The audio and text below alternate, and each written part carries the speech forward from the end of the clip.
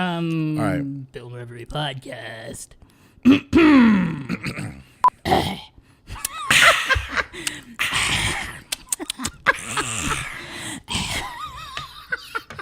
Okay. Okay. All right, there we go. Now we're getting into it. La, la, la, la, la, la, la, la. I like the timing. You do it. I'm serious. Let's do it If again. you like it, I'm just saying. just do it I'm again not for being safety. sneezy, manipulative. Yes, you are being No, I'm not. If you like that, you can keep it. You are I'm just saying, if you like it, you can keep it. But I give up. But That's your it. second- I'm just the here. second slap was No better. one, no More one like understands. all right, you ready? Whatever. I wanna do a Y'all believe safety. whatever you want. Perception wanna- of reality. I want to do a safety, motherfucker. Let's go. Okay, everybody, quiet on the set. Film Reverie podcast. Take 3. And action.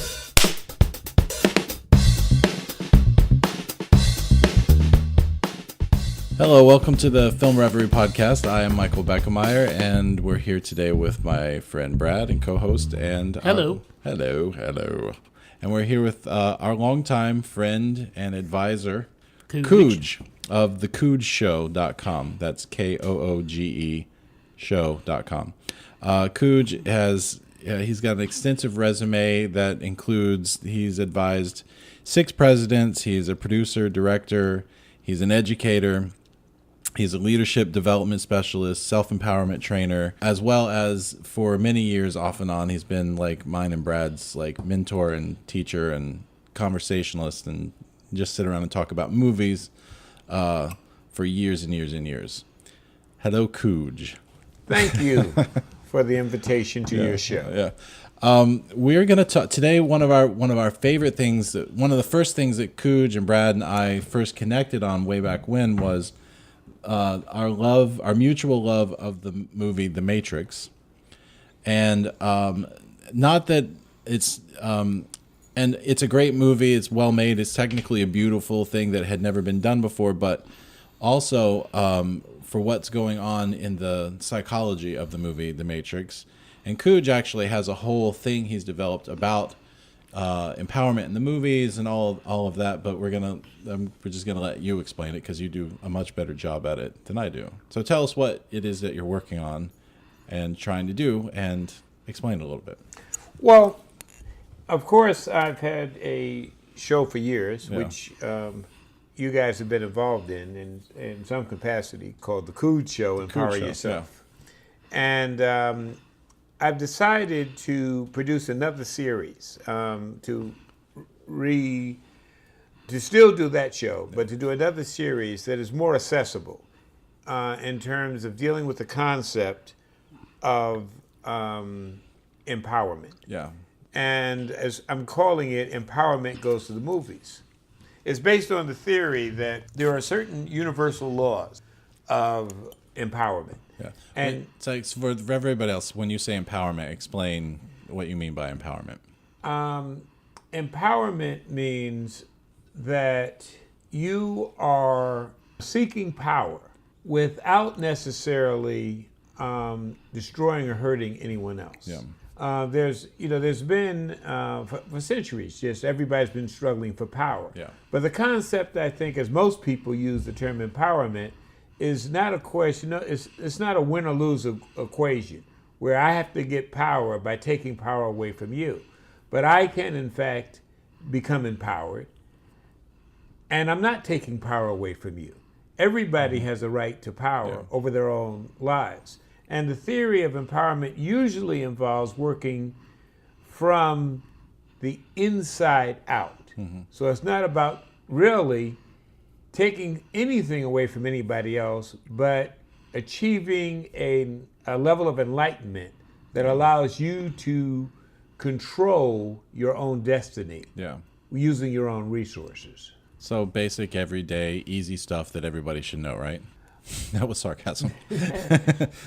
The problem with empowerment, there are a number of problems with empowerment and teaching it.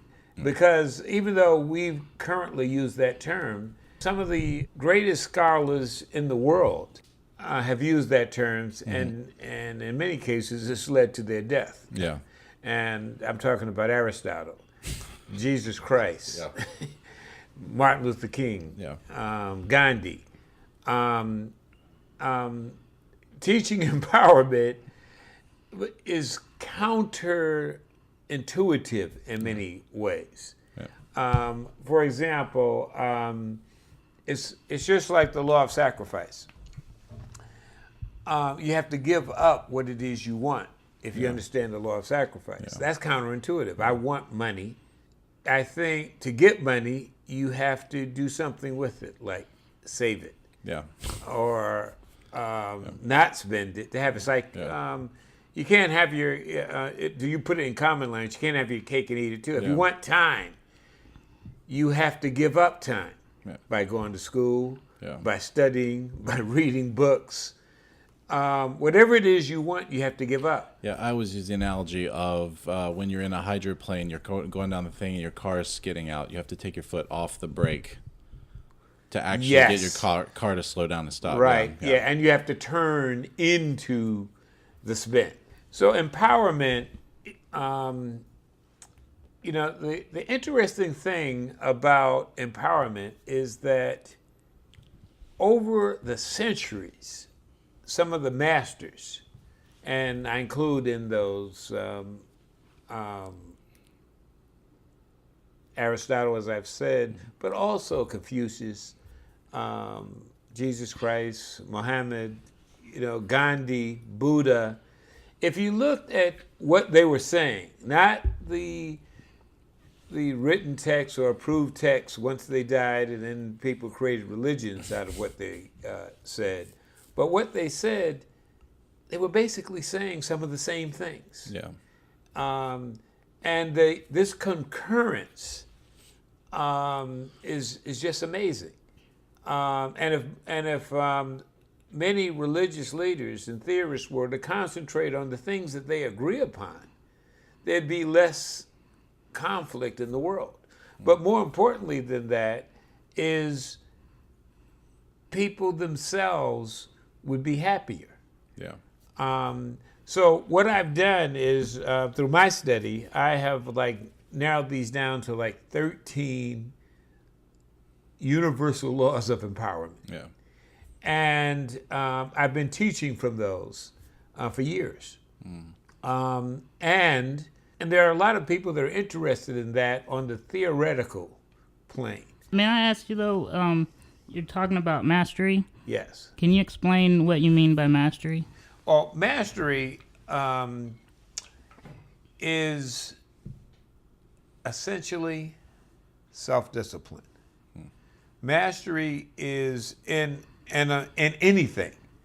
So if you're a carpenter and you're a master, you have the self-discipline to produce a quality product all the time. So mastery can exist in anything. As we're applying it, when I talk about mastery, I'm talking about using self-discipline, the self-discipline of the universal laws that create a better world, a more peaceful world, a happier world, and that empower people without destroying them. And I mean, this is a logical place to take this from the theory to the actuality. And I want to do that by explaining a mastery law and then giving you a movie. So that it doesn't become just intellectual. Yeah. So it's easier to picture in your brain, it's a visual lesson. Apparently, I need to explain that I haven't been talking much because I've been running the audio board, and we have two different types of mics, and I'm trying to level everything out so it sounds somewhat close to what we've been doing. Yeah. All right, so you're picking a movie, KOOGE. You're picking a movie to help paint the. Teach the lesson in a visual and entertaining way, because most people, many people, identify with movies on an emotional level, and it speaks to them in a way other than it's just academic. Correct. Yeah. So let's do it, for example. And okay. that's way, I think that way it'll make more sense. Yeah, yeah. One of the universal laws of empowerment is the law of oneness. Yeah. Many times it's been expressed as harm none, the universe and you are one. Yeah. Now, people use different terminologies for it, but essentially, that's the idea. We're all one. Now, you see that in certain movies. We were talking earlier, and I was one of the movies that hit me. That message came through in Yeah. was Happy Feet. Happy Feet. Yeah. That's what Happy Feet is saying. Yeah. We are one. Yeah. You know, the penguins, people, mankind, and what we're doing to the earth, and all of that is telling the story of oneness. But there are other movies: Gandhi, The Lion King, Dances with Wolves, the Toy Story series. Yeah. All of those are basically what they're trying to get across is oneness. We are one. Yeah. The second law is the law of forgiveness. The basic law is forgive and let go. There are movies that illustrate this concept, and some of the movies I'm going to use as an example illustrate the exact opposite to make the point. But in the case of forgiveness, I would put Casablanca, the Diary of Anne Frank, Ben-Hur, The Passion of Christ. Can I ask real quick? Can you give me an example from a movie or maybe one of those where you can show an example of forgiveness in the movie? Yeah, like the scene. Yeah. Any particular scene? Well, let's say if you take Casablanca, which is one of my favorite movies, as you know. I was about to ask you, is it still your favorite? Yes. Nothing's come out in the last 15 years that made you change your mind. Yeah, No, still a favorite movie. When I taught, when I was chairman of the television department at Orlando Tech, and both of you guys were students, and I said, what I asked everybody what their greatest movie was, and I said Casablanca, and many of the students. Most of the students had never seen it because it was in black and white. This was before Ted Turner turned it into color. But, and I think they were denied just powerful movie making. But beyond movie making, a powerful story, great actors, was the concept of forgiveness.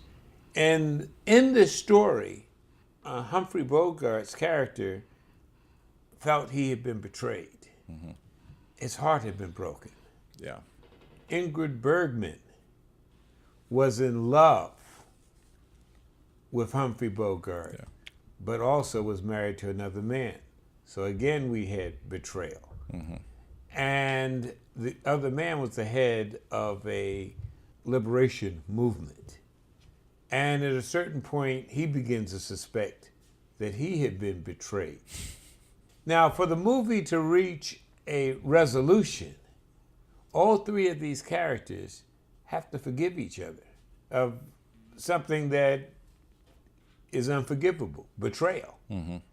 And one of the things that causes them to raise the level of their game is the recognition that there's a higher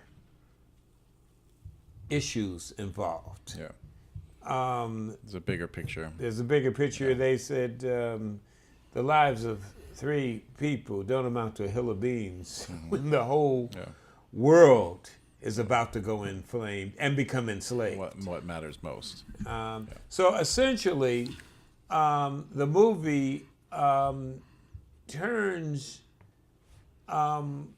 what is some pretty dark characters and some pretty, this isn't good guys and bad guys because all the characters have done something that is not maybe quite moral. It's Rick, Humphrey Bogart's character, is running a casino in Casablanca that not only is illegal, but fixes, they have the technology to fix their winnings. Yes. So, however, because of a higher cause, they go for the higher morality rather than the selfish morality of just what would make them personally happy. Yeah, or wealthy or whatever. Yeah. So essentially, what is on the surface a war story and a love story becomes a story about mastery. Mm-hmm. And I think it's one of the best ones ever made in terms of selling and explaining that concept and why people would go for the higher or nobler choice. The characters are all very self-centered and aware of their own, like especially Humphrey Bogart in the very beginning. It's all about, well, I'm not happy, so at least I should try to do what I can to make money, or right. to find some sort of like present happiness or joy out of like what I can, make the best of what I have, and then but by the end he's saying, the problems of three people don't amount to a hill of beans. Yeah. So the third principle, the law of love, again a universal concept. However, the concept essentially works as love yourself and others and your enemies in that order. Exactly. You can't love you. Some people need that epiphany moment, but it's really true once you realize it, that you really can't love other people or even let them love you if you don't love yourself first. And that really means accepting yourself as who you are, loving, this is me, this is how I am, I got curves or whatever, this just reality, and was made this way for a reason, I'm gonna make the best of it, and as opposed to And again, it's counterintuitive though. Yeah. This is the song that a lot of people are singing. You're nobody unless somebody loves you. Have you guys heard that? Yeah. That's kind of an old song. Yeah. I've heard Okay. it. Very popular song. And it's a tape that's running in people's head. Yeah. Okay, if I can get somebody to love me, then I can love me. Yeah. What's the problem with that? Well, Facebook. like. Yeah, Twitter. I got retweeted. Yeah. Yeah. I got home. There's a voicemail. Somebody's, and I'm not even going to answer that voicemail because I'm going to be hard to get. And by the way, if you want to stay in mastery as far as loving yourself, anything you do online, don't read the comments. yeah. It's easier if you just act like comments don't. There's always trollers and haters. Haters don't hate. The problem is it's giving your success into the hands of someone else's weaknesses. Yes. Yeah. Yes. And it's not empowerment because you cannot become empowered. You are empowerment if it is in the control of other people. It's not empowerment. Yeah, there's no choice. Yeah. If it's like in the 7 Habits where they talk about, Stephen Covey talks about there's this between the time that somebody does something, which is, what is that called? Somebody does something and then you have a reaction. It's a stimulus. Stimulus Okay. response, yeah. There's a stimulus, somebody flicks you off while you're driving. And then typically we just skip right to reaction, being reactive. Yeah. And, flick them off back or whatever. But Stephen Covey points out that in between the stimulus and the reaction, there's actually a moment of choice. Yeah. And once we realize that, we start developing it as a habit, then we realize, that guy must, probably had a bad day, whatever, and then you just go on, and that's called being proactive, which fits with what we're talking about. You can't let other people's weaknesses control you. Exactly, or the world or whatever, and that's another thing in the 7 Habits is don't try and control things you can't control. Yeah. So being aware of, okay, I can't control other people, I can't control these things, but these, I'm going to focus on what I know I can control, which is usually yourself for the most part. Yeah. And some movies that illustrate this very well are My Fair Lady, especially. What's Love Got to Do with It? Good as It Gets. And if you return to My Fair Lady, which I think almost everybody has seen, of course, the doctor is taking this street tramp, in a sense, and turning her into a lady so that he can fool the high society. However, within her, this makeover movie, she develops self-worth and recognizes that her worth is not in what the makeup that he puts on her, but in what happens within her. She has to love herself. That's Pretty Woman too. I was just Think about that's it. what I was Pretty trying to think Woman, of. yeah, I'm saying yeah. Pretty Woman is Yeah. a more Yeah. better Modern. reference. Not better, but I modern. meant modern. Yeah. Old movies aren't bad just because they're old. I Brad. meant modern. And You're inaccurate. but also it's an officer and a gentleman. Yeah. You Oh know, yeah, I have seen that. That's very good. Same thing with her. Yeah. And the same ending. So again, it's teaching that concept: love yourself first. Yes, you love others, and you love your enemies. But and a lot of people get that mixed up. Yeah. For example, you could take some people take the Christian concept, love your enemies, and think, well, that means love your enemies before you love you. Yeah. No. Or people get it mixed up in terms of, I really love this person if I love them more than I love me. Well, that doesn't work either. Yeah. Because unless you have the self-worth to be worthy of being loved, when you are a superior, you're an inferior, giving love to a superior. Yeah, you can't martyr yourself into success. Yeah. The opposite of that is, and I always tell people, well, not always, and it's not like I'm constantly saying it, but the idea of wishing failure on people, on your enemies, like you can't wish failure on your enemies or the people that you don't like or people that don't like you or any of that stuff, because your success requires someone else to fail.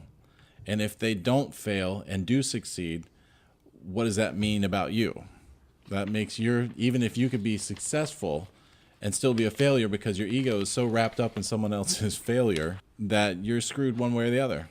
So the fourth law then is the law of abundance. Seek, share, and be the light, which is, of course, the opposite of wishing evil on other people. Yeah. Movies that deal with that are I like Scrooged. Yeah, Scrooged, yeah. Would Forrest Gump fit in abundance or not? Forrest Gump, no, I don't think Forrest Gump would fit in abundance. I'm trying to wrap my head around exactly, what you mean by abundance. Can you explain abundance a little better? Just give a definition, maybe. Okay, essentially, Dr. Covey described it this way. There are two types of mentality: a mentality of scarcity and a mentality of abundance. And both of these mentalities create what they imagine. So, for example, if you have a mentality of scarcity, then essentially you view all conflict as a win-lose situation, or a zero-sum game, as it's called in game theory. Yeah. Which if somebody else has to lose for me to win. There's a scarcity of there's only so many resources, and somebody's got to eat, and I'm going to eat, and you're not. Yeah. Yeah. That's the world's population is getting bigger. We're not going to make a bigger pie. Yeah. We're just going to figure out a way that, like, the 1% can get more of that pie. Yeah. Abundance has a different theory. It's saying that there's enough. It is possible for there not to be hunger. Yeah. It is possible. We have the resources to cure diseases. It's not. We're not going to have to divide the resources of the world, and so that certain people get the vaccine for the Ebola vaccine, and certain people don't. But that's a different theory. It's one of abundance. So, but imagining that there is abundance makes it possible.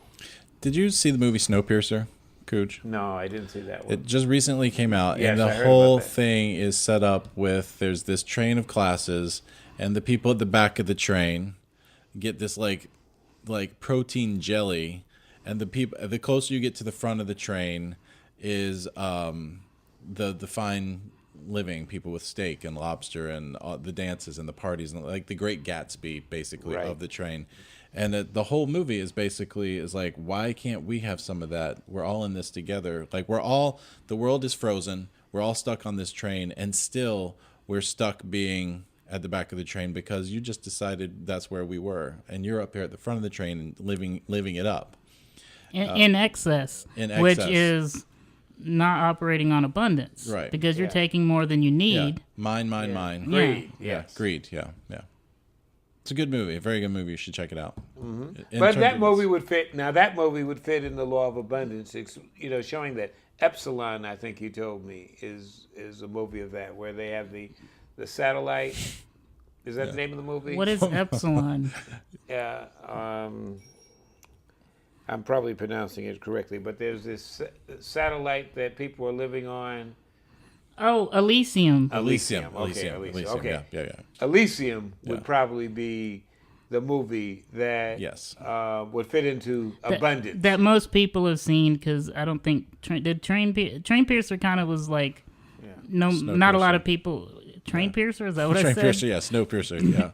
Train Piercer. It was very small movie. Kind of, it's sort of like a quieter come and go. Yeah, but Elysium is a much bigger version of that same thing. Right. You have the same concept. The people on the satellite have a mentality of scarcity. Yeah, Even though they have the cure for disease, for every disease. they could fix the whole planet. They can fix the whole planet, but they're creating scarcity. So to just double ensure that they can live in excellence. And of course, the whole history of mankind can be described as this. Seas of poverty and powerlessness always overcome islands of wealth and privilege.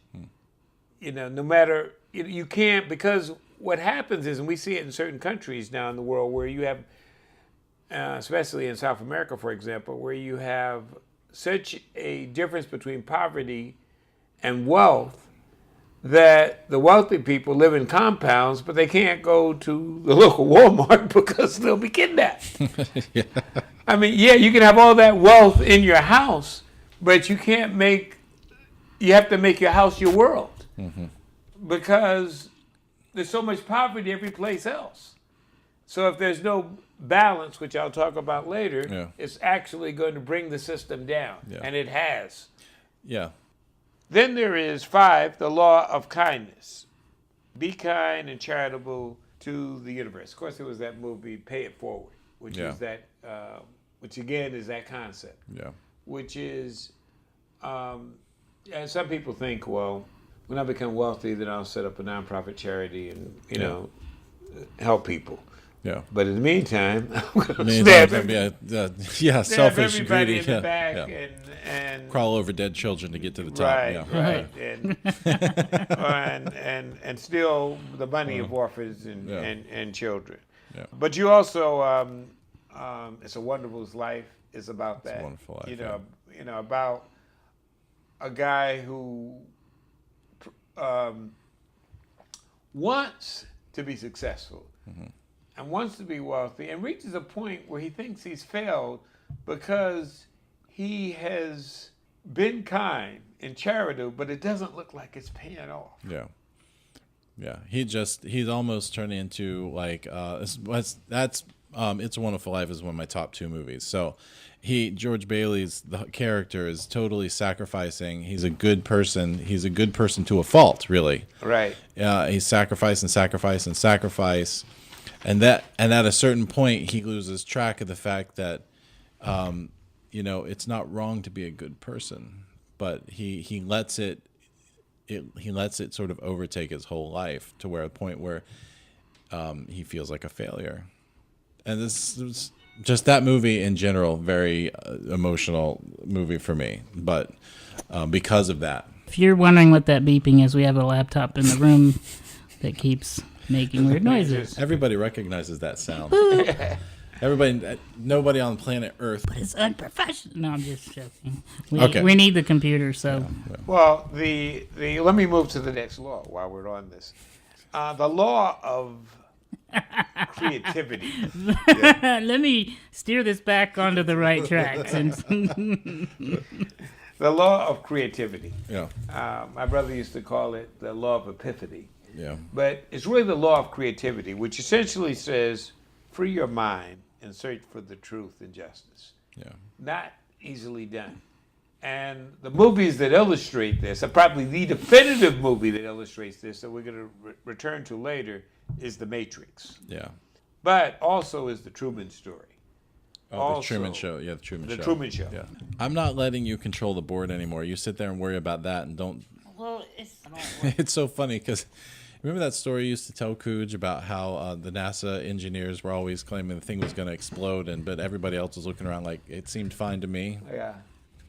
Yeah. Yeah, nobody will hear all Yeah. the stuff that Yeah. I'm hearing, Yeah. but Yeah, there was always an engineer Yeah. on every launch. Yeah. You know, they had a gonna blow system which says, go, go, go, go, go. Yeah.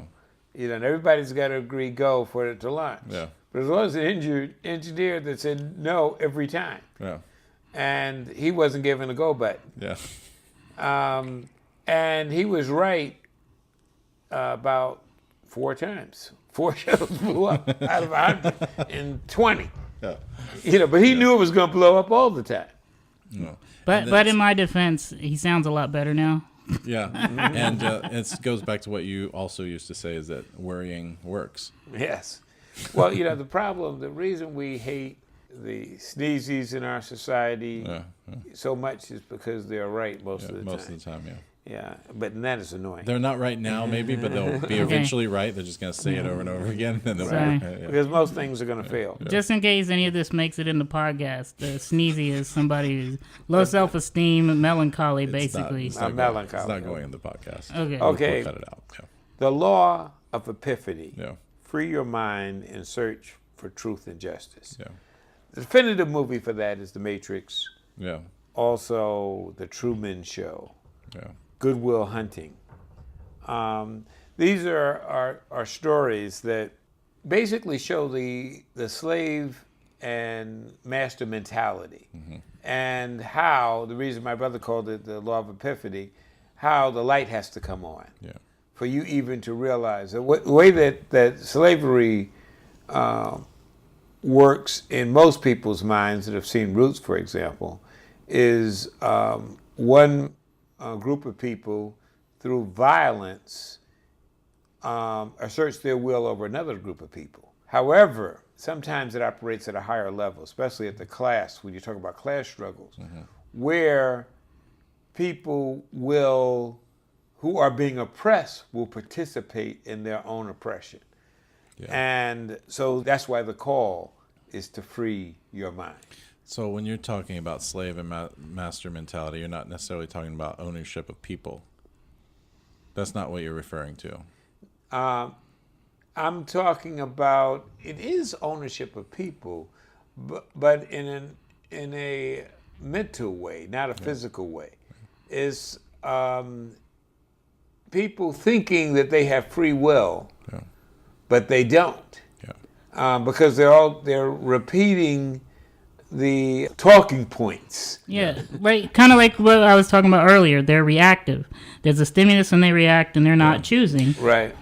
And they think they're choosing, but they're just reacting. And the way it works in politics is they do like studies on what people emotionally react to, and then they put those things out there, and then people react to them, but they're not, and they think they're thinking, but they're not really thinking. I teach high school television. You guys know that. The listeners may not know that, but I teach high school television. I'm constantly telling my students that if you do something because someone else tells you not to do it, that person is still controlling you. Yes. And they look at me like, huh? But you are doing something in a complete and total intentional reaction to do the opposite. That person still has control over you, even though you're not doing what you want them to. You're not making your decisions because you are making the decision. You're making the decision because the hell with you. I'm going to do this opposite thing just to piss you off. And yeah, but then eventually that other person realizes they can manipulate you by saying the opposite of, and get it. Yeah. And my students, they just look at me like, huh? But I'm constantly saying it, and a lot of times people break up with their girlfriend, and they decide, oh, this is how she didn't like washing the dishes. I'm going to wash the dishes that way. Well, 2 years later, after you're broken up with that person or divorced or whatever, that person is still controlling your life. Yeah. Well, that's why we're going to come back to the Matrix, because one of the concepts of that the Matrix deals with is this simple idea: you can never defeat a person if they have an outpost in your mind. Yeah. So, and even if you are, as you were just saying, reacting or if you're doing something because they don't like it or they disagree with it, they're still controlling you. Yeah. It's not just doing what they want you to do, just doing what they don't want you to do. They're still controlling you. And that's what's happening with ISIS right now. They've done the most disgusting, horrible thing that you can do, which is murder of a person in a horrible, medieval way. Now, there are people that are saying, okay, let's go get them. Let's go get them. Let's go declare war tomorrow. Go in there, send in some special forces, and rather than say, okay, let's begin with the end in mind. We want Stephen justice. Covey, 7 Habits. We want justice, but we can't necessarily get there like they do in a Hollywood movie, which is somebody does something, you put together SEAL Team 6, and you go kill the bad guys. Yeah. It's a lot more complicated than that. And you're dealing with some people that have been fighting each other for more years than the United States has even been in existence. Yeah. And I'm talking about millennium. Yeah. Multiple millenniums. Yeah. So Millennia. Millennia. No. Which is a movie that I like that y'all haven't seen. Isn't probably. it also a car? Yeah. How have you not seen that? How have you not? It's seen one of that? my favorite sci-fi movies, Millennia. Okay, Chris Christopherson. Okay, go ahead. But we'll come back to that. The other is the law of wisdom. Prad's awake. Do not allow knowledge to limit your imagination. And what is that? What do you mean by that? Yeah. Well, I can illustrate that again with movies. Which is why we have you on the show. Miracle on 34th Street. Yeah. There's a moment in Miracle on 34th Street, the original one, where the lawyer is smug and he says, I must be the most brilliant lawyer in the world. I proved to the world that there was a Santa Claus. And then something happens and he says, well, maybe I wasn't that brilliant. Yeah. Yeah. Sometimes your imagination is your universe is limited by your imagination. I would say all the time. Perception of reality, basically. Right. Yeah. We can all see the same thing, but perceive it differently. Right. So wisdom isn't totally dependent upon knowledge. That's why you can be very knowledgeable and have the common sense of flee. Yeah. Because if you're just relying on logic and reason, some of your most intelligent people don't have the commonness of sense. Yeah. Because they can't, if all the dots aren't connected, they can't make the leap. Yeah. So, that's why there's that's why there's wisdom. Yeah. It's like data and information. Data doesn't become information until it's useful. Yeah. Knowledge doesn't become wisdom until you can use it Or apply it, yeah. in a way that achieves an end. Yeah. And what law was that again? That's 7. That's 7, the law of wisdom. Yeah. Do Okay. not allow knowledge to limit your imagination. Okay. Let me move through this quickly so we can get to the second part of our discussion, and that is the law of intuition. My favorite. I like to call it keep the faith, baby. Keep the faith, baby. And that's where your movie Forrest Gump comes in. Okay. You know, he might not have been the sharpest knife, Yeah. Tool in the shed, or tool in the shed, or knife whatever. in the cabinet, or whatever. Or he's a few beers short of a 6-pack. Yeah. However, his intuition was solid. Yeah. And he kept doing the right things intuitively, and he had an intuitive knowledge. And you know people like that. Yeah. You know, you can sit back and you can present all the facts, and they may make another decision, and it's going to be right because there's other. They're tapping into something that we all have, but we trust to varying degrees. We know there are certain characters, I call them docs, that, bring me the facts. If you don't have facts, don't even bring it. But if you look at the progression of knowledge, it took conceptual leaps for people to decide that the world wasn't flat, that the earth was not the center of the universe. And those leaps couldn't have gotten there. They couldn't have gotten there through deductive reasoning. Right. And But I just have to, jump in here and interrupt, 'cause that's what I do. Deal with it. We were joking about that earlier. But somehow I have become very in tune with my intuition and been able to listen to it. And it's like, everyone has it, but everyone is so stuck on, or fixated or focused on something. They have the tunnel vision or whatever, they're just too busy to notice. And this may not relate or whatever. I don't know. You could edit this out. But, I'll watch these shows, quiz shows, whatever, all these reality TV shows.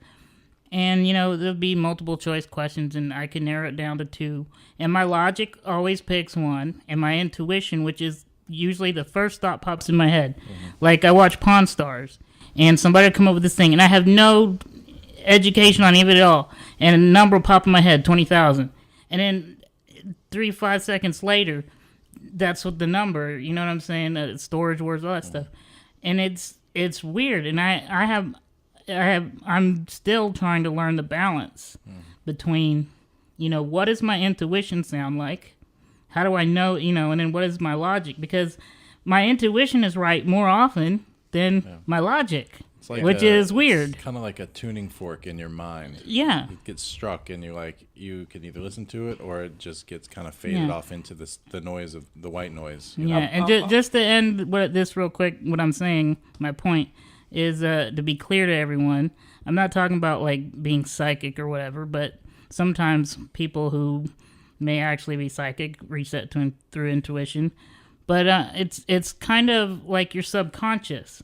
There's parts of your brain that are working outside of your frontal lobe, your conscience basically, and that's. But when you dream, that your brain is trying to tell you stuff, and we don't even realize it. Well, an excellent example of that. Did you see the movie Gravity? Who didn't? But yes. Okay. Yeah. What you just described is what that movie is about. Yeah. She cannot be saved by knowledge alone. It's going to take, it took intuition. Yeah, and the perfect example of the scene. The dream. The dream, and another one was the reception from the who was it? Was it a Mexican guy? I'm sorry. It was somebody in the desert with the radio, and she was she got some kind of message or got a clue. Picked up a signal. Oh, the dream is the same scene I'm talking about. Yeah. So her intuition was like, hey, there's something you need to pay attention to here. Yeah. And she got it.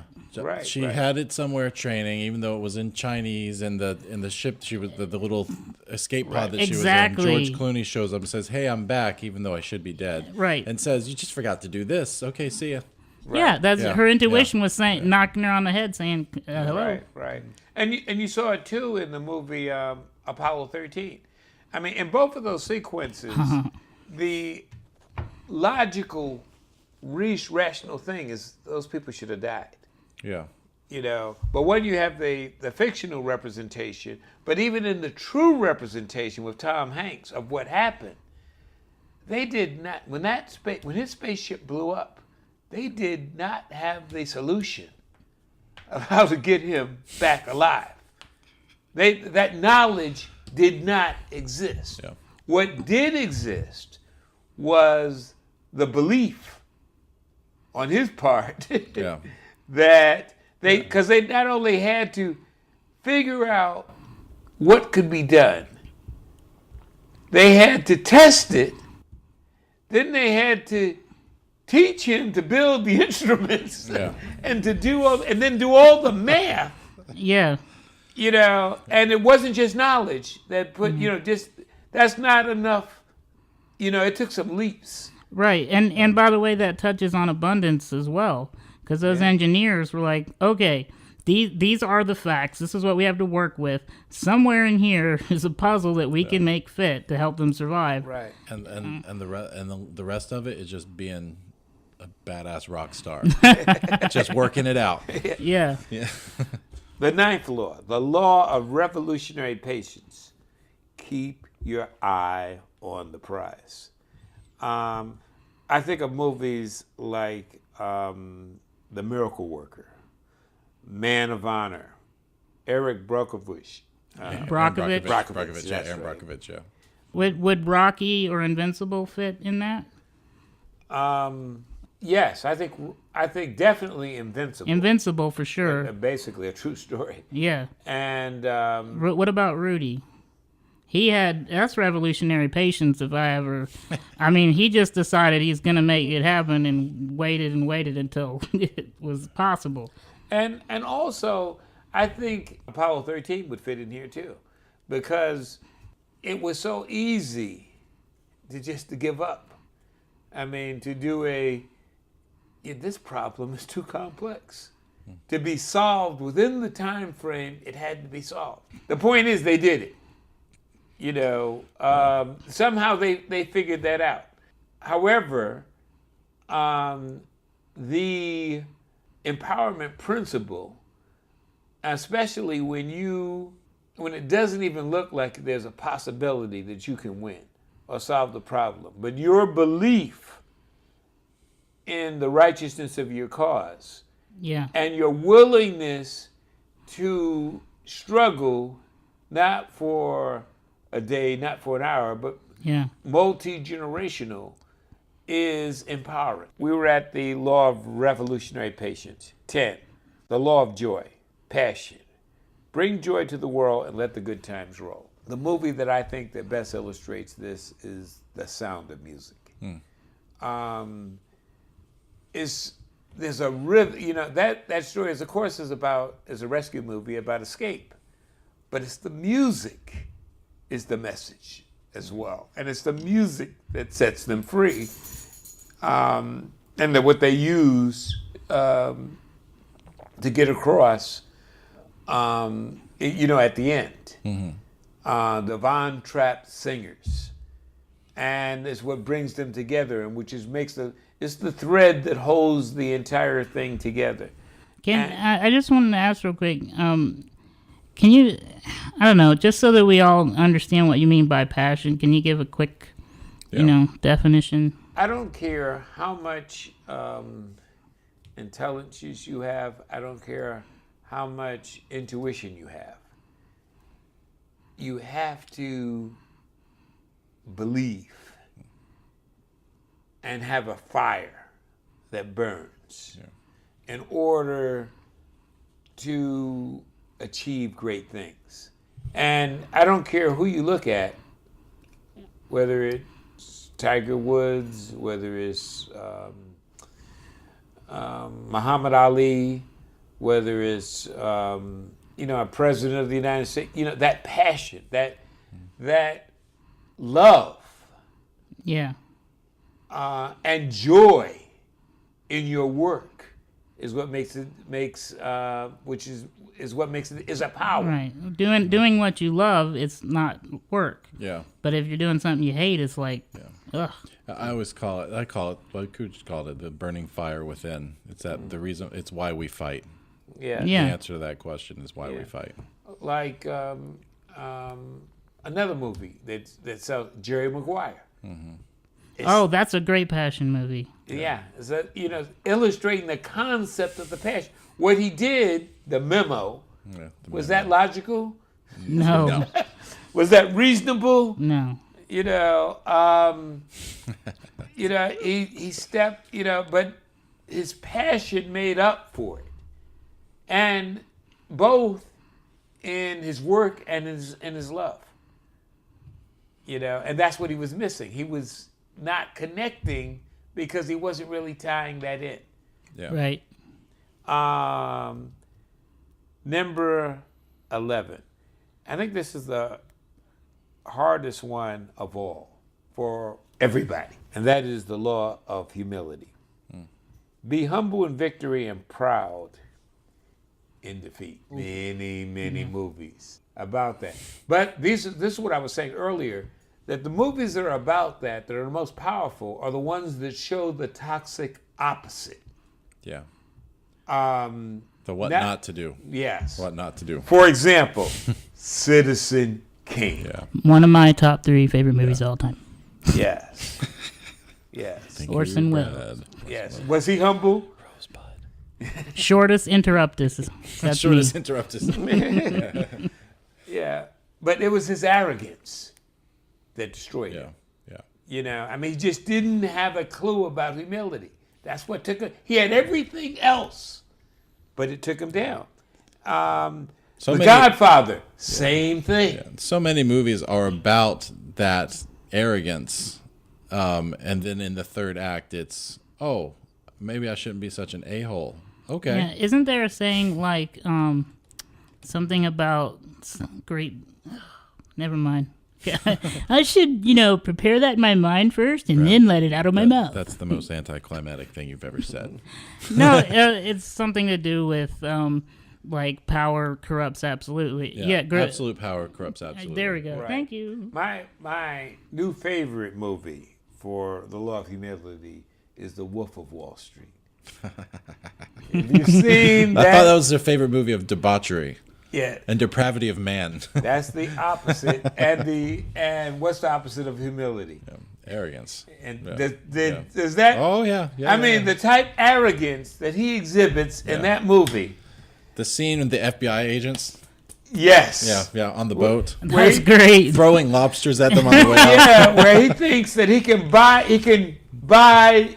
an FBI agent, and not saying FBI agents haven't been bought. But his arrogance in doing it. I think you just bribed this. Did you just bribe a federal agent? I'm just talking. I'm just talking. Yes. He's being That's sagacious. the law of humility in reverse.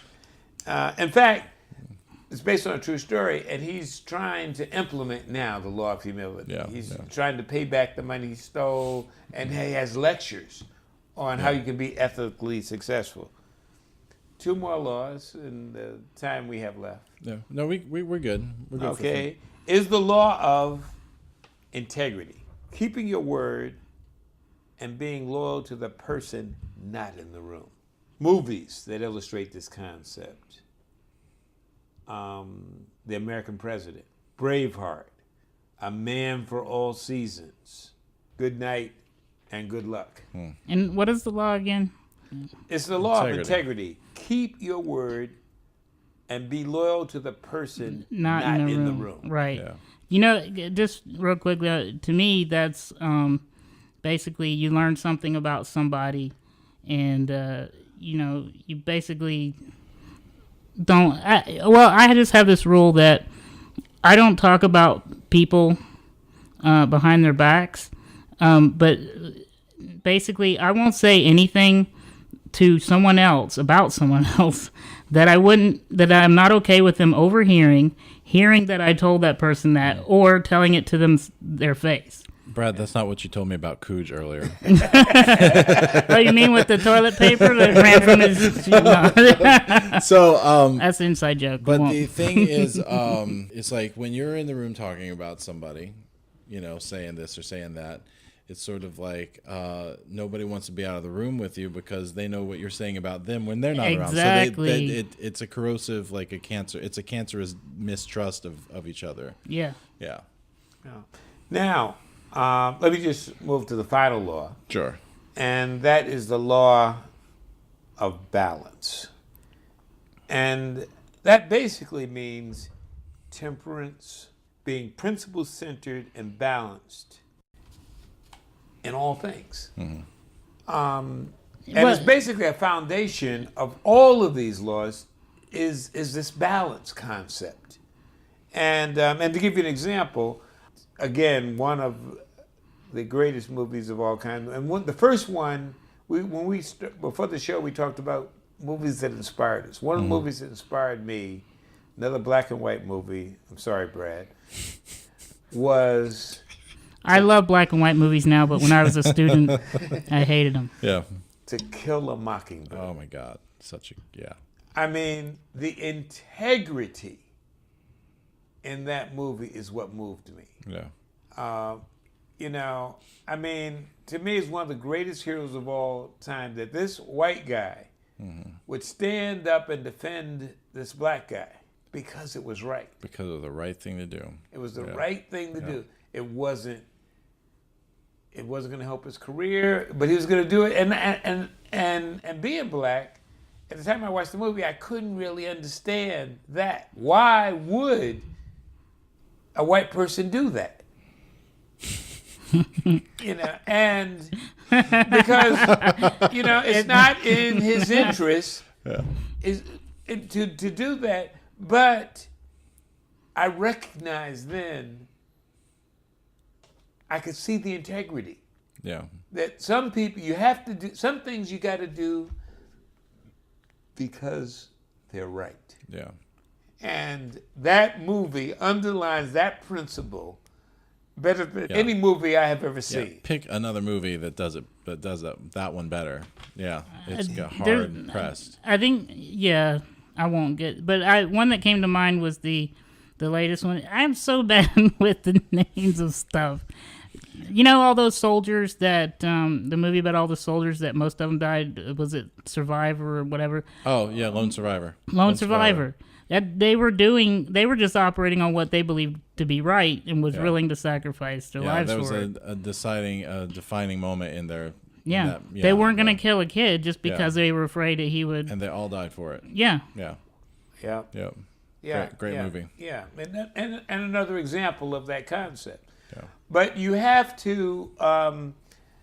So one of the things I do that I hope to do with Empowerment Goes to the Movies. That's your your podcast, Right? Okay. Is to take these movies and use them so that teachers like yourself, or let me use the term I like, educators. Educators, yeah. I'm an educator. Makes it sound better. Like yourself, that are especially teaching high school students, can teach these concepts using, you know, and I'm not saying you can teach these concepts with the Bible. You can teach them in Sunday school. However, you can also teach them these concepts are in the movies. And that's where these kids are going. You know, you don't necessarily have to get the kids to go to church. You can use what they are looking at, what they like. And a lot of times it'll be more relevant to them because you're really talking in their language. Sneak it in. You trick them. You got to trick them. Yeah, the shiny object over here. Boom, I got you. Something. I would call it seduction. Yeah, seduction. Yeah. You know, of course, we don't seduce high school students. there's a concept of positioning that says advertising is not a debate, it's a seduction. Yeah. And I think we know that is true in moving the entire American economy. We see it every day on television to sell everything. iPads, iPhones, Hamburgers. hamburgers. Yeah. Tampons. Yeah. You know, I mean, every day. Okay. TMI. Yeah, we see that every day. However, we're not. I don't know why tampons just popped in there, but okay. Well, the point is this. That's my favorite example. The point is this. You're using Think about television. tampons. Television is one of the most powerful Yeah. educational tools ever invented by man. I mean, we take, for example, let's take a simple concept. Pink is for girls, Yeah. and blue is for boys. Where did that concept come from? And when did that concept? I believe that's called conditional training or learning. Yeah, but when did that happen? Did that happen 1,000 years ago? Well, Did pink exist 1,000 years ago? Did they have colors? Everything was in black and white back then. Yeah, according to Brad. I tell you, that came from Madison Avenue in the 40s. Yeah. They decided, Mad Men. No, not Mad Men. Mad Men was in the 50s. yeah, but they decided, well, we'll make pink for girls. Yeah. I mean, before then, guys were wearing pink. but Guys were wearing dresses. don't you think that was an innate something that was in guys? I mean, Pink was is naturally in nature associated with girls. well, I mean, girls No, like we- flowers more than boys. We created it. It's just like in America, a funeral, people wear what? Black. In Japan, at a funeral, what do people wear? White. But they're always black and white and red White. with the White. school White. dresses. White is their color of mourning. Oh, you're talking about funerals. Sorry, I was thinking of schoolgirls. Brad, we're trying to be serious over here. We're being serious, and you're fetishizing our conversation. I wasn't the one that started with tampons. Oh, what's your tampon fetish? How did you go to schoolgirls? If you veer off the road, I'm going. I'm sorry. My point is that we sell everything, Yes. and we think it's normal. When you look at the TV and you see a tampon commercial, do you cover your eyes? What is that? They used to say, I'm feeling not so fresh today. That's not something a guy would ever say to anyone. You just said it to me As an example. as an example. Do we have? Well, to close. Yeah.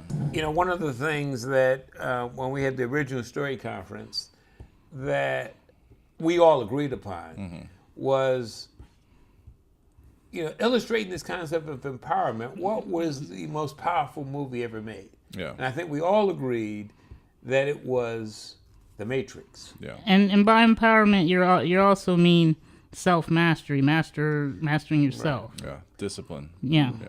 So if we have a few minutes, let's talk about that. Because what is ostensibly The Matrix about? Not the deep thing Yeah. it's about. What is that story? There's so many things that are in it, like all those 13 laws you spoke of are in the Matrix. Yeah. But what are you asking? What But is the popcorn- as a whole? What is the main? Yeah, what's Well, what's regular- the story? What is And the you're regular- talking about What do most people, when they see The Matrix, think they're seeing a movie about? a guy that becomes a superhero. You said Yeah. most people. Yeah. action movie, a lot of bullets. Oh, I know got kung it. fu. It's about control. What's another way of saying it? Manipulating. Breaking. It's breaking Epiphany. Well, on Or- a higher level, it's Epiphany. On a lower level, this is what it is. It's an action adventure movie, which is a rescue story and a love story in a future dystopia. That's what it is. Yeah. And if you think, and that's how it was sold. The way that movie was sold, by the way, is they made the first 3 minutes That's what's her name? I'm so bad with names. Trinity. Running from an agent. An agent. Yeah. And they didn't have the rest of the story. They just had that scene. They had her like on the walls and doing that cool stuff. Yeah, and, doing that cool stuff, jumping Yeah. across the thing. that's and all then- I need. You showed me that, I'm like, that's freaking amazing. That's all they. Yeah, and they bought it. Yeah. They could have just done that the whole movie and not had any masteries, and I would have loved it. Yeah. Now, okay. But what makes that movie important in the context of empowerment is simply this. It's about much more. It's deeper. It's about the slave mentality versus the master mentality. Right. And the struggle to get from one to the other Yeah. being a struggle that must occur from within. Yeah. And So- by the way, that's what I meant when I said control. Yeah. When you say slave mentality, could you also use like the term victim mentality of Yes. like the world Slave- the world is happening to me. I have no control. The sky is falling. Poor baby. What's the point? You know. Yeah. Yeah. Or why don't I just give up and let whatever going to happen happen? So that we Basically can what I think every day. live in denial. Yeah. Yeah. Well, that is true for you. Because when you think about it, what was the state that Neo, and the symbolism is so powerful, what does Neo mean? It's one. The one. is it anagram for one? Yeah. It's I can't remember what it's called. Well, I don't know what the word is. It It's is the an one. anagram for one. Yeah. It's also new. Yeah. Oh yeah. It's yeah. also yeah. meaning rebirth. Yeah. Right, because what is it? Neo in Japanese or another language is Well, renewing. so Neo is a slave, and he knows he's a slave, but he's a bigger slave than he even knows. Yeah, because Yeah. even once he's freed, he's still a slave in his mind. Yes. Yeah. Yeah. And That's like Shawshank Redemption, deep going. so so the movie is almost a step-by-step manual for freeing your mind. Exactly. And it's very, as fanciful as it is, it's very realistic. I mean, for example, there are points in the movie where they're saying, first you crawl, then you run, then you jump, and nobody flies. Yeah, nobody makes the first first time. jump. Yeah. Very important concepts. There's a point in the movie that they're trying to get you to understand this epiphany. Like, for example, and they're very subtle. It's like he'll say, my eyes hurt. And Morpheus, who's the master teacher, says to him, oh, that's because you've never used them before. Yeah. Yeah. Yeah. So, Like in the Bible, it would in the Bible it says, "Open their eyes that they may see, open their ears that they may hear." Yeah, you can see and hear things and totally miss, the point, or it's like they're saying if it would have been a snake, it would have bit me. Just things. It's tunnel vision, basically. It's like two things. I'm not advanced enough to have three things when I talk. Yeah, just two. I'll add the third one Yeah, for the you. third one for me. He's like at the very beginning. He is a blind, unaware ant marching, and just a member of the Yeah. blind, blissfully ignorant. Whatever. We're just gonna keep doing. I'm gonna go to work, sit at my cubicle. I'm gonna get up. I'm gonna go shopping. I'm gonna have nice things and all this stuff. Slightly rebellious too with the hacking. yeah. Right, that's right. The hacking part too. Like he was in search of something else. Yeah, something was wrong. But it's like once you become aware of something, it's hard to go back to the being blissfully ignorant part. It's like once you realize I'll use relationships a lot of times as an example. When you're with somebody and then you suddenly realize that you're not happy, you can't go back to pretending you're happy anymore because being aware of the thing is the thing. Yeah, once you notice the mole on the neck, then that's all you see when you're in bed. Well, what? It's winking at me. Yeah, it's like once you it's also once you become aware of the problem you're having, the problem can go away too, because just being aware of it is so much a part of solving it that that's like it's almost the only thing you need. So a lot of times I use what I call writer's intuition. If I'm having an issue or a problem or something, I will sit down and write. I don't necessarily even have to write about the thing, but somehow my subconscious is always going, this is the thing you need to talk to yourself about, talk yourself through right now. And by working on it or writing it down, it sort of like your sixth sense kicks in, and you sort of solve your own problem, by meditating on it, basically. Yeah. That's kind of the Matrix. It's like he's aware of the problem, and you can't go back now, the blue pill or the red pill. Yeah. Did you make both your points? Yeah, that was two. I'm waiting for my... I third. didn't know when you transitioned one to two. Well, let me go back to make the first point, which you did make, which is a part of your matrix, is the blue pill and the red pill, which is to say part of the enlightenment process is the decision to want to become aware of and choosing to become aware that there exists a universe beyond your senses or your experience or your awareness or your knowledge, and you have to make that choice. Like, for example, we're in a room right now, I'm looking at the windows and the doors, and you can't really see outside. Right. So it's like, this is all that exists right now, but there's a door, and a whole world out there, and then above the earth is a universe. It's like...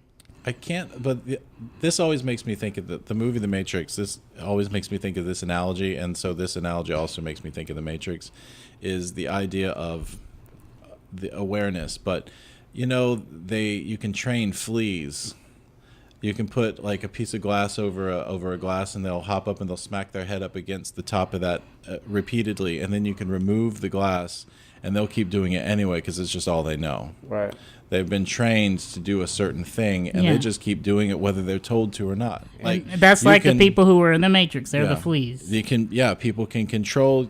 People can be trained to be controlled, and that's just all they know. And they're comfortable doing that because what people are really looking for a lot of times is subconsciously is sort of like a structure. And this is my structure. I'm going to jump up here. That's just the way it is. It's the way it is. We're just going to be here. Well, and the other point is that the Matrix points out that the enemy is not necessarily the person that controls the Matrix. Yeah. All the people that exist that are benefiting from the Matrix, or another way of saying the status quo, the reality that of the main storyline, drinking the Kool-Aid. Yeah. Even if they're, and to look at it from a class standpoint, they're in the middle class, and somebody says, well, we don't want to tax billionaires because one day I'll become a billionaire. And I'll create my own problem. So therefore, let's not realizing that there is a unfair distribution of the resources, and they're never going to become billionaires. But just that hope, they're going to fight the poor people that are going to say, well, we need a more equitable distribution of resources. Or even if we need equity, they're saying, oh, you just want to take from the rich, and they got to be billionaires by working hard. Mm-hmm. They didn't screw anybody, own any slaves, and if they did, it was their parents. And therefore, it's not their fault. So we don't have to worry about these things. Well, we're gonna wrap up, but I got one more thing. The Matrix. One of my favorite scenes in The Matrix is the awareness and the denial factor of the guy who's eating the steak, and the guy says, I like this steak. This steak tastes good. Even though I know the steak isn't real, I still want the steak because I just want to forget about all this other stuff. I just want to deny the reality and just go enjoy the steak and be like my phrase for it is blissfully ignorant. Yeah, it's really the best phrase. Yeah. I can't tell you, I just came from Texas and I tried so hard to help everyone and it came to a point.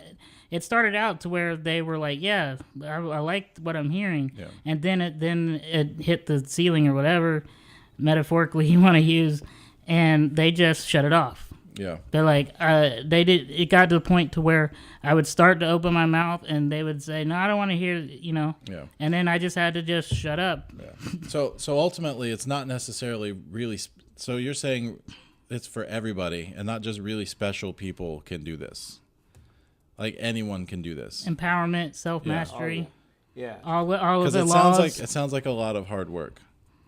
Well, what I used to always tell my students is this: mastery. We're all 15 seconds from mastery. Yeah. But some people it takes 30 years to get there, and the reason is very simple. Even if you're in mastery in a moment, and we're all in masteries in moments. We're all in the zone, and that we all have a time when we went to the plate and somebody threw a ball and we hit it and it went out of the park, and it won the game, and we were just we knew we were we didn't luckily hit it. Yeah. We knew it, and it doesn't have to be, it could be a basketball shot, it could be a bowling, it could be, we were in that moment. The question is the people that are consciously in that moment. Yeah.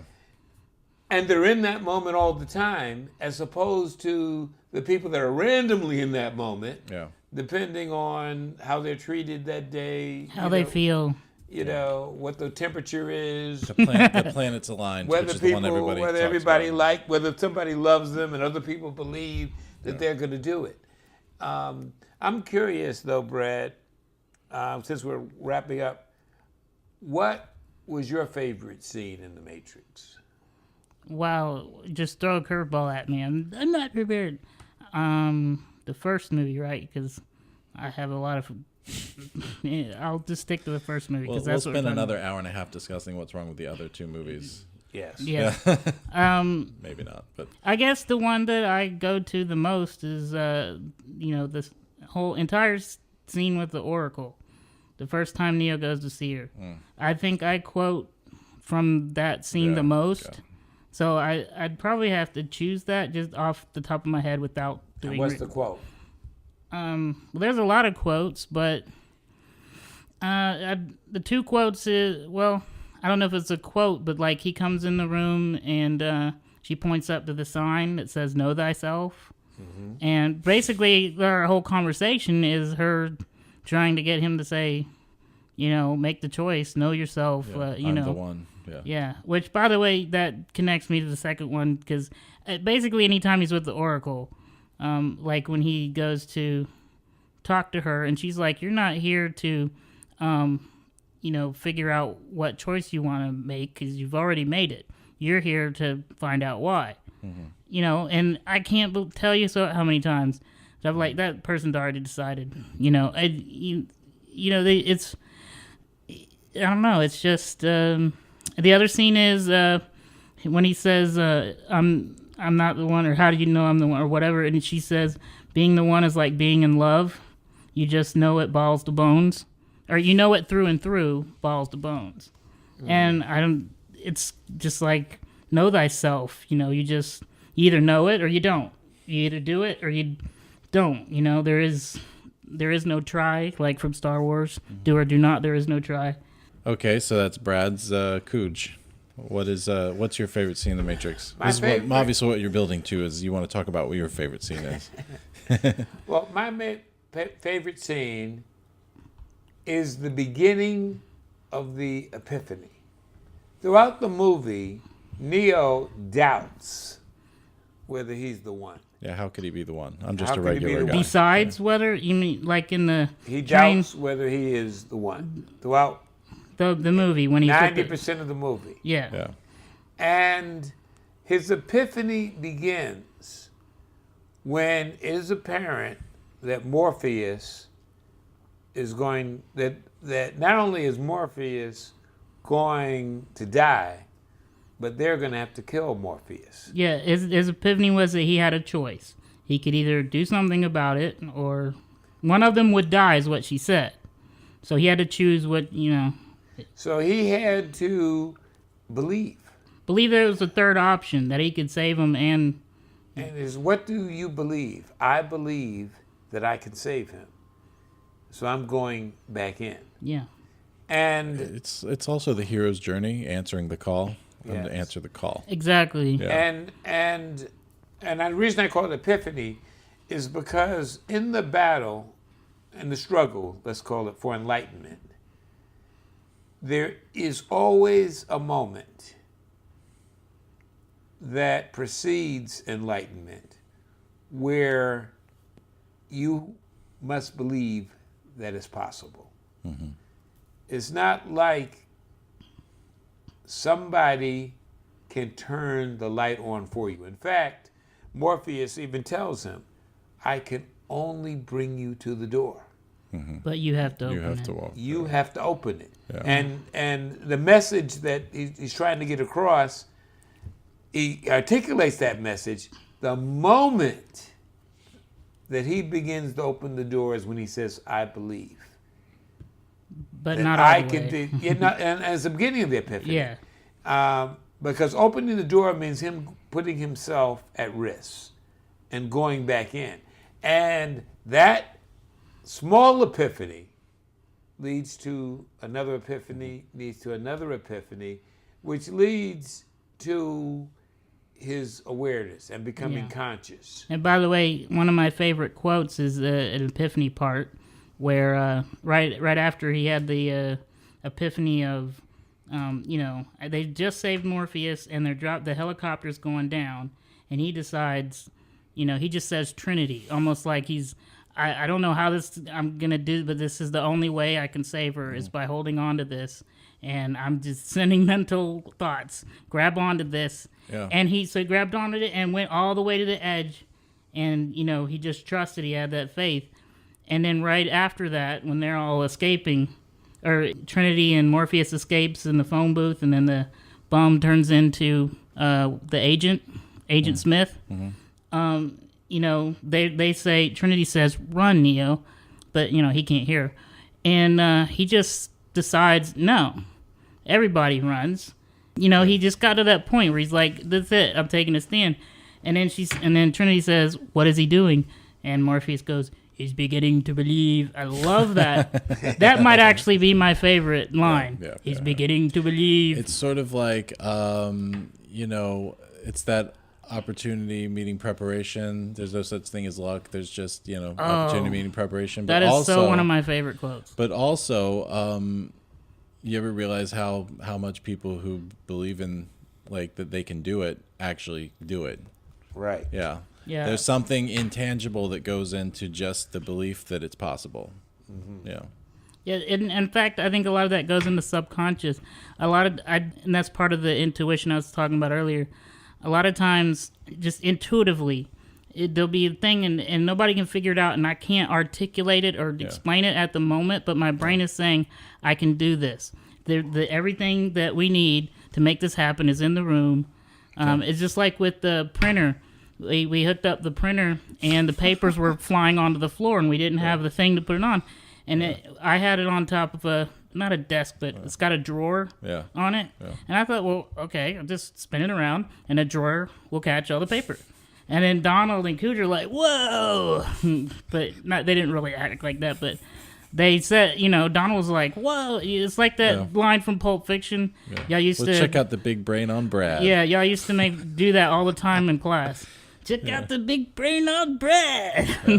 But it was like that. Yeah. The end. Yeah. Okay, so I could go on. I'm sure we could go on for hours and hours. Yeah, and hours. Yeah, we're talking for about 2 hours before we started recording, and that's just how we are. But okay, KOOGE. So where do people find you if they want to find out more and start listening to your new stuff, your other stuff? The KOOGE Show. .com. .com. Yeah, KOOGE Show, KOOGE show.com. All right. And I'm going to have, it has articles on it. For example, it has an article and charts that show how the 13 universal laws of empowerment work together. Yeah, so you can we can go there and learn more about what we talked about. Right. Yeah. What's not there yet, but which is going is the use of movies to make certain points. And you call that Empowerment Goes to the Movies? Empowerment Goes to the Movies. Yeah. That's a new series that I'm going to put together. And I'm excited about that for several reasons. But I think the most important reasons is I think it'll make the concepts more accessible to a broader audience. Yeah, because sort of like if you like movies and you like thinking, pontificating, thinking about things that are sort of I don't know if brainy is the word, but psychological, because it's not black and white. It's higher plane sort of thinking, and this show for you. This sounds like it's a show for you because you love talking about movies. It's movies, but it's thinking about movies in a different way. It's like learning life lessons from fiction. Mm-hmm. Yeah, and it works to a great extent because art follows life. Yeah, just like life follows art. Okay, so that's it for today. Like I said, we could go on for hours and hours and hours. And like I said, if you want to reach KOOGE, you find him at thekoogeshow.com.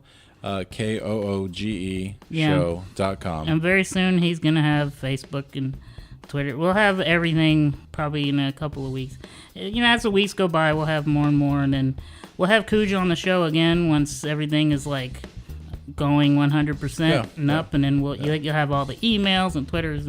And you also reminded me that KOOGE has an email at thekoogeshow@gmail.com.